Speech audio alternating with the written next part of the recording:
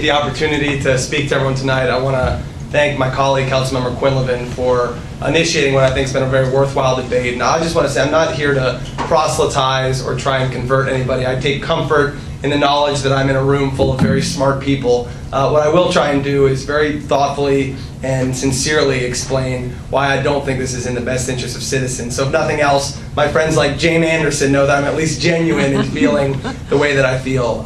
For me, I think the single most important thing is to maximize accountability to the voters. And I think having to go to them every 2 years and say, this is what I've done, this is why I deserve to have my contract renewed, my contract extended, is actually a healthy thing. It's no mystery to anyone in this room that sometimes the voters are in the mood to, quote unquote, throw the bums out. So I think the most ready example I could give for why keeping that accountability with voters would actually be this most recent election.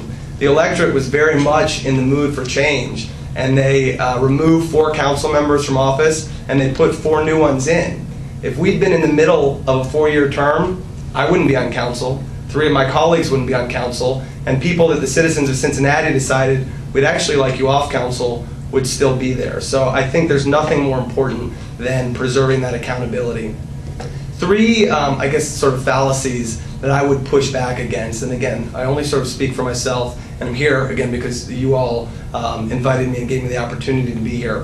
One, I think campaigning sometimes gets a little bit of a bad name. I can't think of anything, a more valuable experience I could have had to prepare me for this role, and I'm very proud of the time I've spent on council, the decisions I've made, and have to go all around the city talking to people, listening to them. Campaigning is so much more than just asking people for money and slapping people on the backs at fairs. It really is getting to know the issues, meet the people, and grasp the citizens.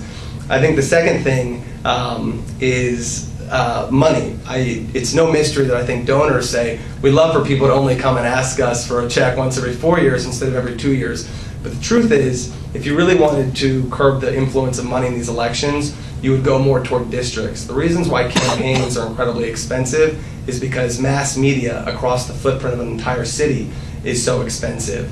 To go up on television, to send out mailers, cost a lot of money, as the superintendent say. If I was representing, say, 6 neighborhoods, I could go knock on every single door of one of those people, and that's how people would know where I'm coming from. The final thing I would say is that, does this really depoliticize the environment? I might point to the United States Senate, where they have 6-year terms, and I don't think they're a beacon of functionality. I think the best thing you can do is put good people in this role. I think that's what ends up giving you good government, and the best way to do that is to preserve the power to choose who you're putting in there. So thank you very much, and I'm also happy to answer any questions.